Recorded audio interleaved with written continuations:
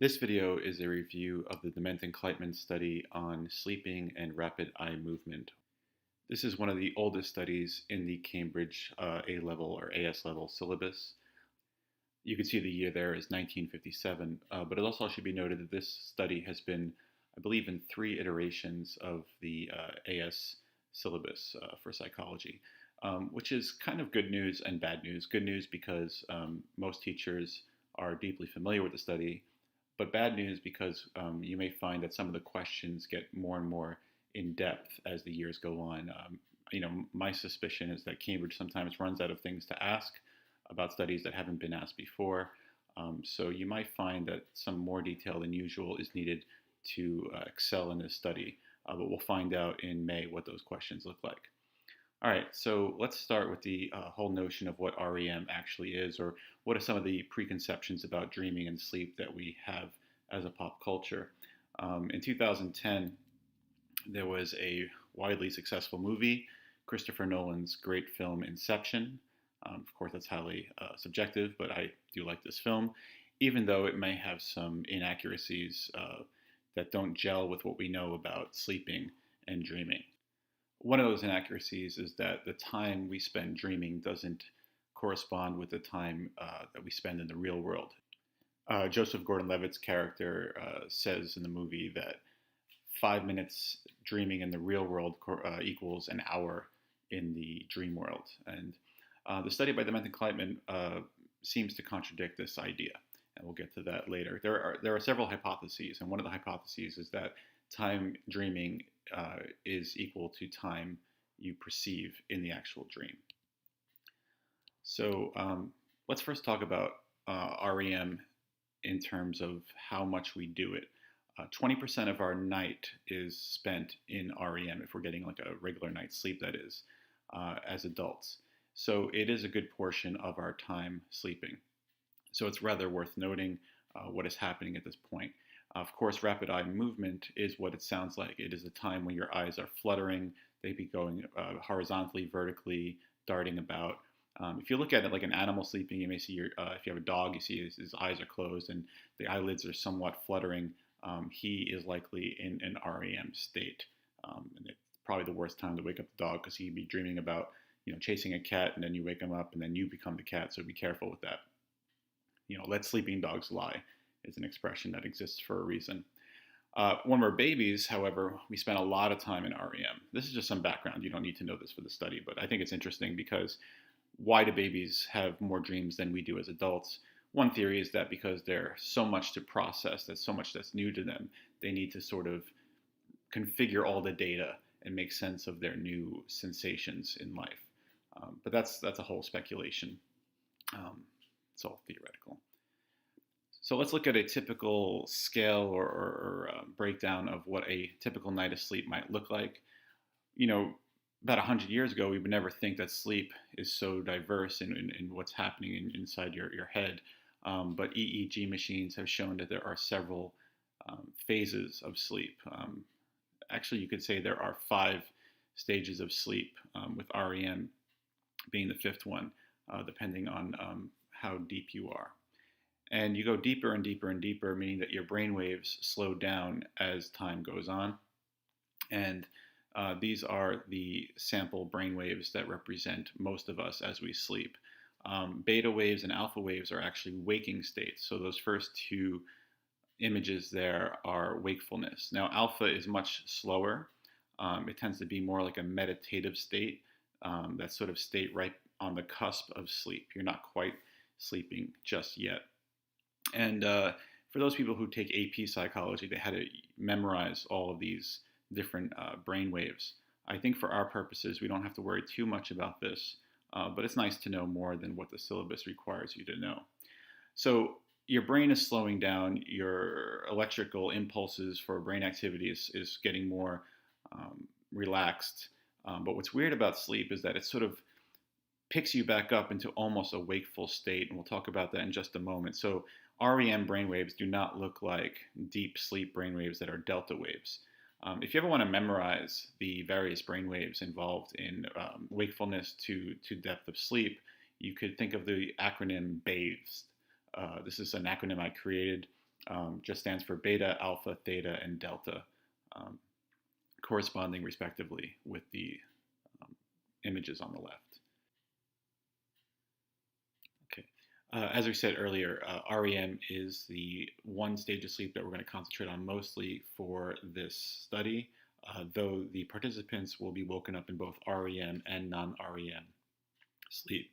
And again, it stands for rapid eye movement. Please recognize that acronym. REM is also known as paradoxical sleep. This you should know. A paradox is something that seems like it should not exist, but yet it does exist. And let's just try to explain real quick why REM seems to be a paradox of activity versus inactivity in the body. So it's a high state of activity in the brain, but a low state of activity in the body. And you know the voluntary nervous system doesn't quite work. You can't act out your dreams, though it seems like your brain is quite alert and awake. All right. So a paradox again is something that is sort of contradictory, yet it still exists. So paradoxical sleep is called paradoxical sleep because, again, it seems like you should be awake. You see there are some examples of a brainwave for a person who's awake. Then you see it slow down for non-REM sleep. And then when you go to REM, look how similar that looks to wakeful states. It's sort of like a combination between beta and alpha waves. Prior to this study, there was a suspicion that REM did correspond with dreaming, that this was the part of the night where you're actually dreaming. And why do we know this? We know this because of a guy named Azarinsky, Eugene Azarinsky. It's claimed that he was trying to figure out if his old EEG machine was working or not working, and he used his son as a test subject. And he was working late into the night, and he discovered that his son's eyes were darting about as he was sitting in the EEG machine. And he was thinking, is this broken? Is this machine broken? And, as he tried to replicate this more and more, he realized that it wasn't the machine, it was the actual person, that we have eye movements as we sleep. So just like many scientific discoveries that were sort of groundbreaking, it starts off with sort of an accidental discovery. Think the discovery of penicillin or things like that. Who is that guy? Alexander Fleming with the Petri dish, accidentally discovering, growth equals penicillin, all that stuff like that. So anyway, that's a little bit of the background. You can get more into the background by looking at the primary source.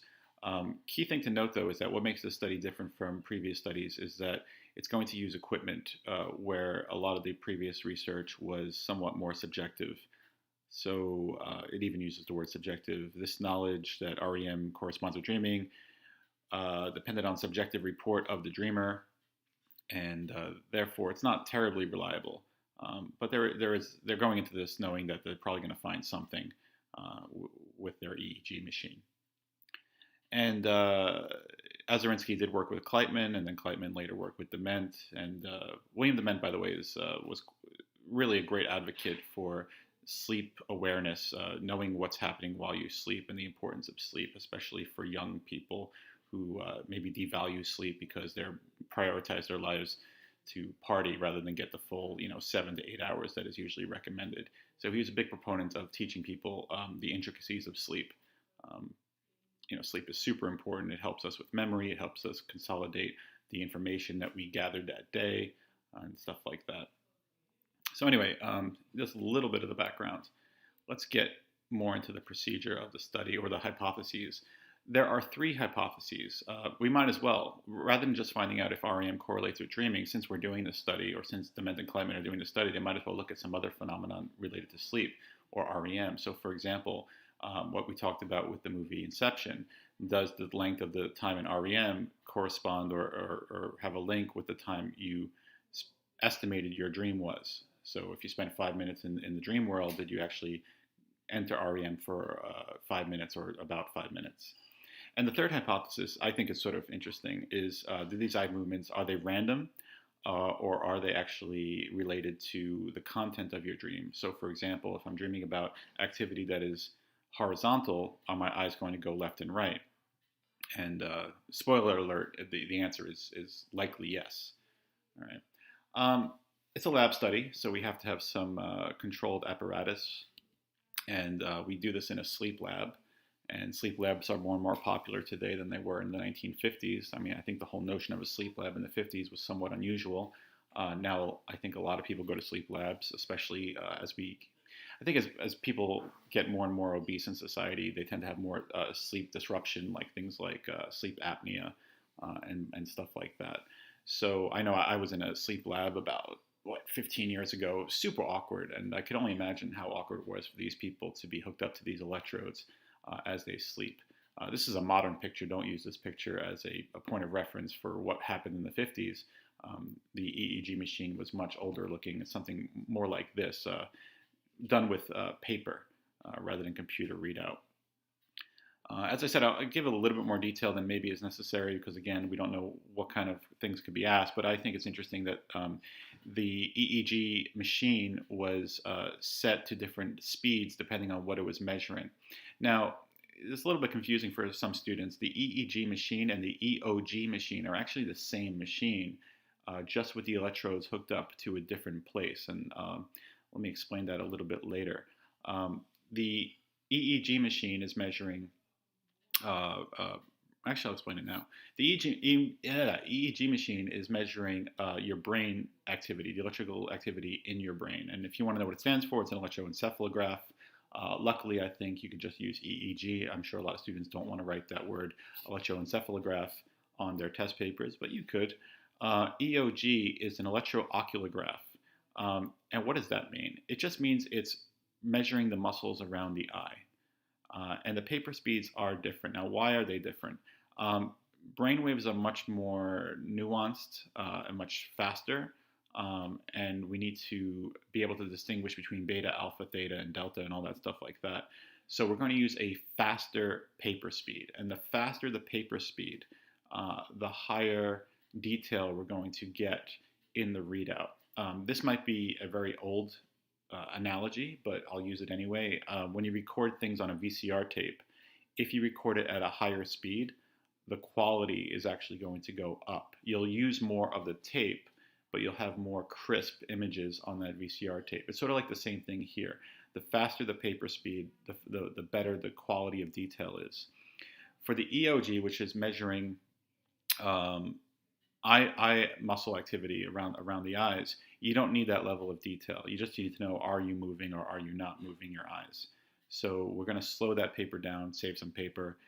So that's going to be 3 millimeters per second, whereas the EEG is 3 centimeters per second. Now, if they ever ask you what are some of the controls of the DEMENT and KLEITMAN study, that's a control. It'll stay the same for most participants, especially the EEG. The EEG will always be 3 centimeters per second. I believe the EOG, sometimes it was 3 millimeters, sometimes it was 6 millimeters. Okay, but that is definitely control. So like I said, the biggest difference between the EEG and the EOG is not so much the machine itself, but the speed of the paper and where the electrodes are being hooked up to. So 2 or 3 electrodes will be pasted to the scalp, and exactly, I don't want to say exactly, I think it says 2 or more electrodes by the eye.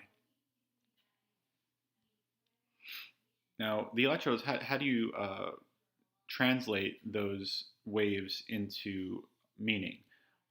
Using this borrowed image, I believe this is from maybe the Myers AP textbook, you could tell left versus right eye movement because they'll be sort of mirror images of each other. Okay, another apparatus was a bell to wake up the participants. Now, when you say bell, make sure that you recognize that it's not, someone's not clanging a bell, walking in the room like that. It's actually a person who is away from the sleeper, pushing a button or some sort of automated bell that's electronic, or electric, excuse me. So electric bell is a good way to say that this study was also controlled by the way the participants were woken up. You could imagine if a scientist just came in and shook them or made a loud noise or rang a manual bell, that would be a less controlled procedure. There'll be another variable that you're not controlling. So we're always making sure that the participants are woken up in the same manner. Okay, another apparatus would be the tape recorder that was used to have the participants speak into if they recorded having a dream. So, not used for every awakening, only if they said yes to if you were dreaming or not. They would then proceed to record what the content of the dream actually was. Okay. Um, just note here, this is getting a little ahead of ourselves, but of the 152 dreams recalled, 26 were not included because of poor recording, which did not allow for complete transcription. So it was imperfect, relatively imperfect compared to today's ways of recording audio. So it wasn't always crystal clear. We don't know if that was due to participant error, experimenter error, or equipment failure. All right, but it was an old school tape recorder. All right, so who are these participants? They are mostly, as you would expect at the time in the 1950s, mostly men, with only 2 women. And before eventually exercised their right to withdraw, maybe they were just like, this is way too much. I want to go home and sleep in my own bed. So only 5 of them spent a substantial amount of time in the sleep lab. And I think the longest was 17 nights. And they were told when they came to make sure that they had not recently had any caffeine or alcohol. And this is also a control. When I taught in China, I would always have a problem with my students. It might be a language thing. They would say they couldn't drink wine or coffee. But wine and coffee is too narrow. There are other types of alcohol besides wine. I think it's just a translation issue. And there's other types of caffeine besides coffee. There's tea, there's Coca-Cola, and things like that. So we don't want to have any sort of outside influence affecting their sleep cycles.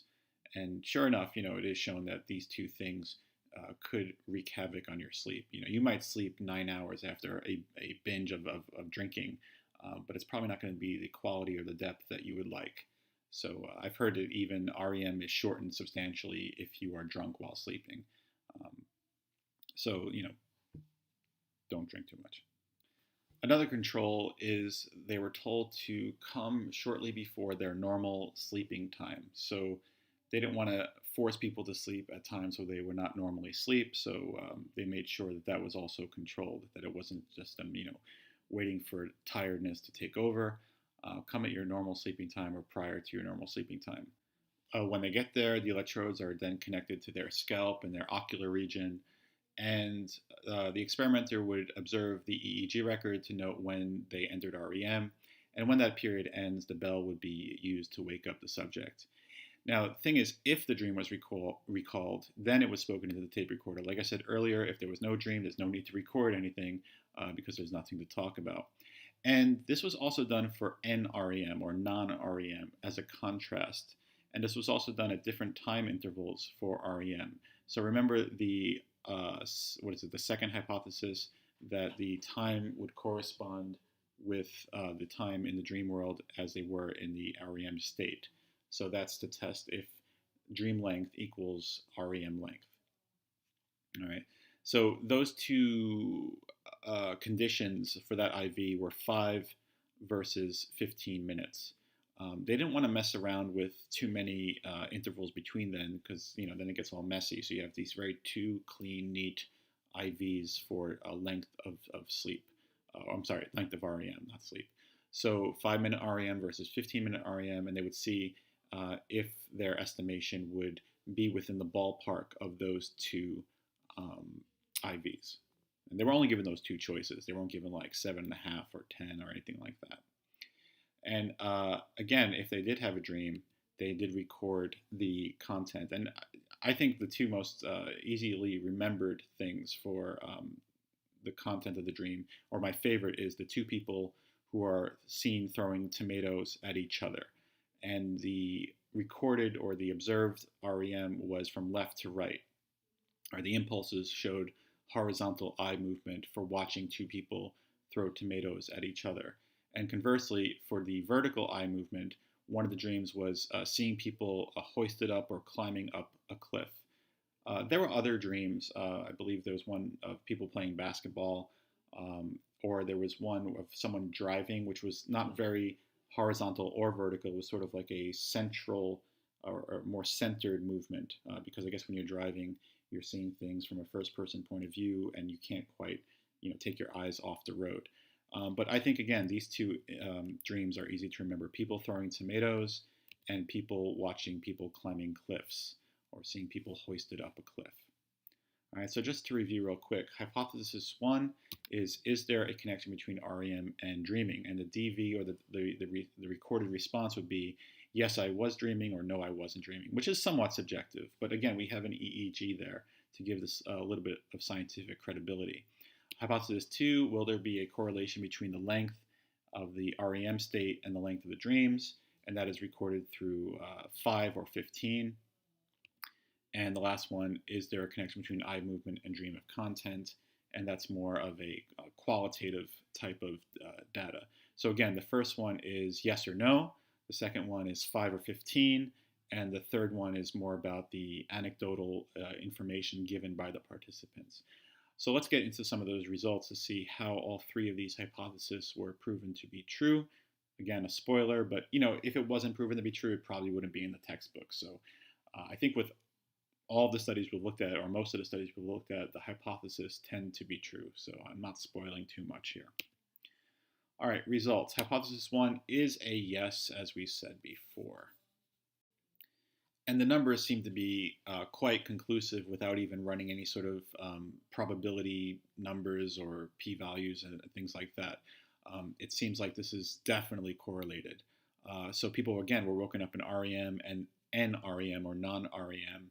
And look at those numbers, especially for no REM. This is a dramatic difference. All right, some of these people recorded no dream recall at all when there's no eye movement happening. Those last 4 people, at least, did not recall a single dream. Sort of a side note here: if you ever talk to somebody and they said, "I didn't dream last night," they're probably they're not lying, but they're just not remembering well. And one of the reasons why they're not remembering well is they probably slept pretty well and they weren't woken up in an REM sleep. We have alarm clocks that wake us up and they don't care about what stage of sleep you're in. Nowadays, with like iPhones and apps, you could actually buy an app that wakes you up based on where you are in the sleep cycle, so you're not disrupted from a dream. If you're disrupted from a dream in the morning, it probably meant that you didn't come fully out of the cycle. You didn't return back to like a delta state. So that being said, your quality of sleep is sometimes dependent on when you're woken up. I'm getting way off the topic here, but let's go back to this little graphic of information. There's one participant here, I believe. Yeah, I'll just click onto the next thing.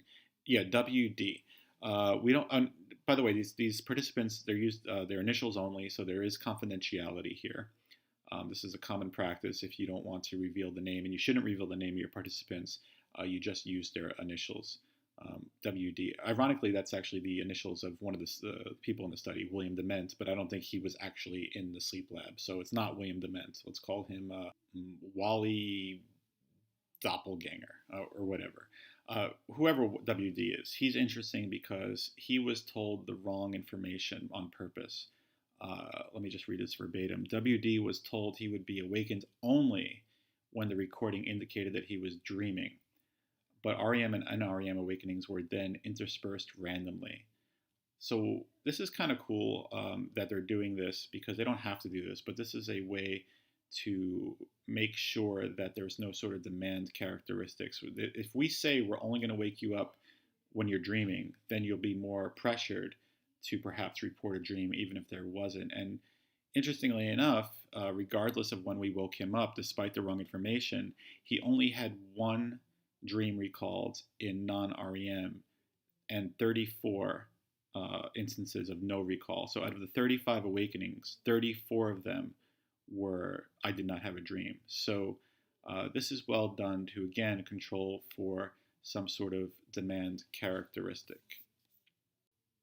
Okay, so maybe a little bit more information than you want, but it's something that was done to make sure there was no sort of demand characteristics. I can't say that enough. I don't think they've ever asked about WD, but I've seen some really detailed questions in the past couple of years, so it doesn't hurt to know about him or her. I'm guessing it's a him. Yeah, it's a him, because it says WD was told he. Okay, it's a him. All right, so it's not also due to practice effects. So hypothesis one is not due to just being exposed to the conditions more and more and more. So what they did was they compared the results for the first half of sessions with the second half of sessions, and with maybe one exception, this DN person, most of them follow a very similar path. So IR 12 versus 5 in the first half, 14 versus 3 in the second half. So very similar ratios, but this DN character kind of messes that up a little bit. All right, so that's hypothesis 1. That's a definite yes. All right, REM does correspond with dreaming states. Hypothesis 2 is also a yes. All right, they were pretty on the money most of the time. And if you look at those totals, it's pretty conclusive that the time in REM equals the time estimated in the dream. So if I was having a dream that I saw people throwing tomatoes at each other for 5 minutes, I was woken up, and the guy sees I was in REM for 5 minutes, I would say, I guess that dream was about 5 minutes. All right. So usually they were right on the money with that. With, I think, no exceptions, the ratio is in favor of the time being accurate to the REM state. And I kind of ruined hypothesis 3 before when we talked about those two dreams of people throwing tomatoes and people climbing cliffs. All right. There was more data gathered. Might as well, right? We're doing the study, so why not gather things beyond the 3 hypotheses that we had? So table 5 of the original source material looks at the number of words that was used in the dream narratives. And that R over there is a symbolic representation of the correlation between the duration of REM and the number of words used in the microphone or in the tape recorder. So it seems to suggest that the longer you dream, the more description you have of that dream. Okay, so that's just some extra data. It rarely gets talked about, but it's there, so we might as well just put it on the graphic here. Okay, I also just want to include a sort of general discussion about what the difference is between a result and a conclusion, because I've discovered that a lot of students have a hard time with questions that ask them what is a result of the study versus what is a conclusion of the study.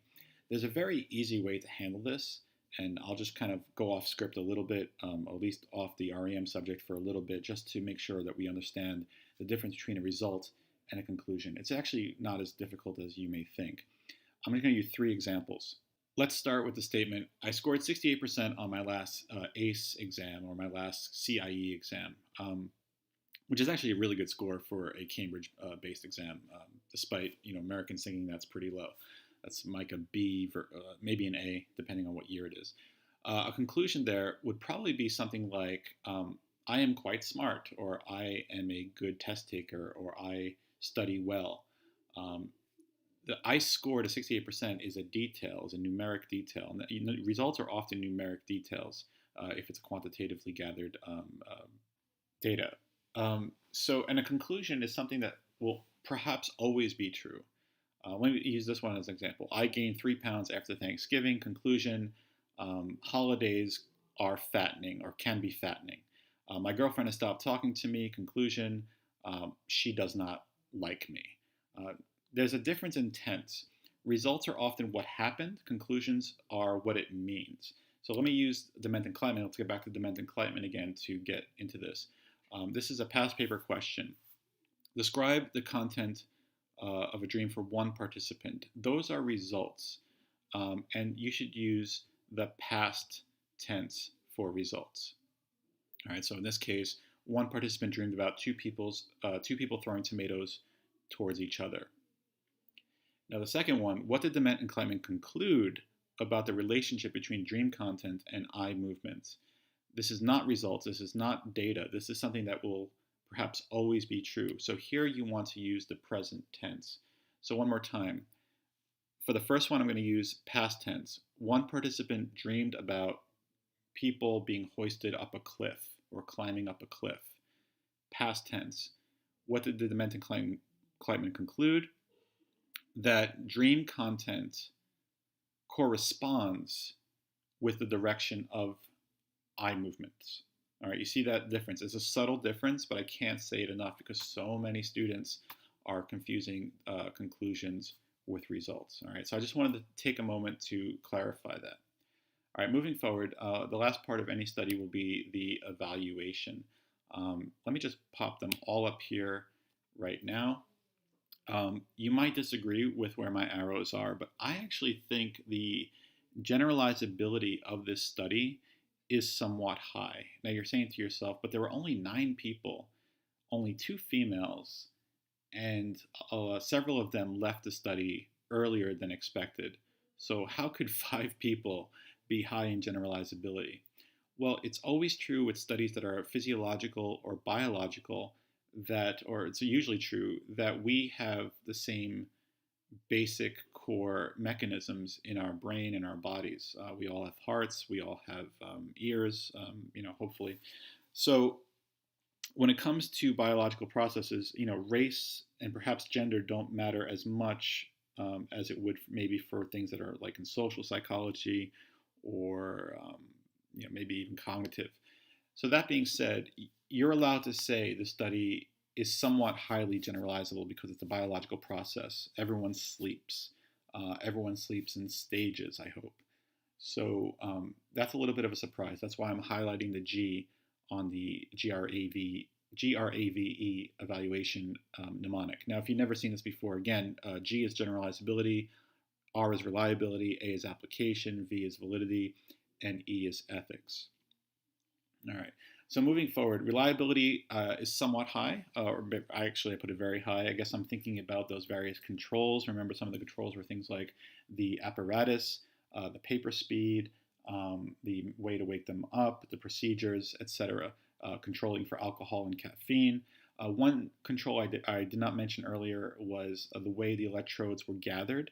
When the person went to the sleep lab, the electrodes were gathered in a ponytail, and that's actually a word that's used in the primary source. So to make sure that the electrodes were not disrupting sleep too much, all those wires were gathered in the back of the head in a ponytail fashion. Application. Now remember, at the time, this was news. People thought sleep was like a solid state of existence. They didn't realize, as we do today, how nuanced sleep can be. So nowadays, sleep labs are a common occurrence. They're commonly used. So knowing when your patient is in a deep state versus a shallow state of sleep might be important for what you're researching. So it's very important for research. And like I said earlier, there have been apps that look at your brain waves to give you a better quality of sleep. Okay. Validity. Okay, validity is the lowest of all of these 5 dimensions because it is in a lab, and that's an easy way to look at any sort of lab study. Of course, if they ask you about this, don't just say it's low because it's a lab or it's medium because it's a lab. Give some details. So it's not natural for people to show up into a stranger's bed and put on electrodes on their scalp. You could say that the electrodes themselves are disruptive to the sleep. Even if you put them in a ponytail, it's unnatural. You have to go through this whole procedure to get them on your face. Sleeping with anything on your face is unusual. I've tried to use like blackout blindfolds while I'm sleeping on airplanes, and I just so conscious of the fact they're on my face, it interrupts my sleep. So validity is the weakest link of these 5. Ethics is quite good. We talked about WD being lied to. We told you that he would be woken only during REM states, even though he was woken in both NREM and REM. That is not a terrible deception. It's not going to be a psychologically traumatizing deception. But most of the people in the study knew what they were getting into, so there's really not a lot of deception. They volunteered, so it's not going to be a problem. We didn't force them to go into the sleep lab. They all had the right to withdraw, and 4 of them did withdraw. So this is quite an ethical study, one of the most ethical studies that we've looked at all year. So how could we improve this study? Here's an old question from some textbook, and forgive me for not remembering which one it is. I believe this is from 2 syllabi ago. Suggest how this study could be improved. All right, it's an 8-point question. And just to give you the cheat here, we're going to look at the marking scheme for that question. So one change we could make is to have a larger sample of participants. And, we said earlier that generalizability is not terrible because it's biological, but it would help if we had more people in this study. The change that I like would be to try to do this in maybe a more natural setting, maybe make this a field experiment or have it so they're in their own beds. So it could be in the participant's home. And one idea that I had is perhaps why even use the EEG? Can you do this with a couple? This is going to be a really awkward thing to do with your wife or husband, but could the wife or husband stare at your face and see when your eyes are moving to remove that sort of unnatural situation of having electrodes hooked up to your head? All right, so it's not a difficult question. Increase the people, increase the ecological validity, and give some details, and you're done. All right, guys, so that was the DEMENT and KLEITMAN study. Like I said earlier, it's been on the Cambridge syllabus for many, many, many years. So if this video was not in-depth enough, I encourage you to go to the primary source. It's actually a very graspable primary source reading, so find the PDF file and read away. It's not as hard to get through as something like maybe the Yamamoto helping monkeys behavior and stuff like that. All right, I'm talking way too much. Have a good day. Enjoy.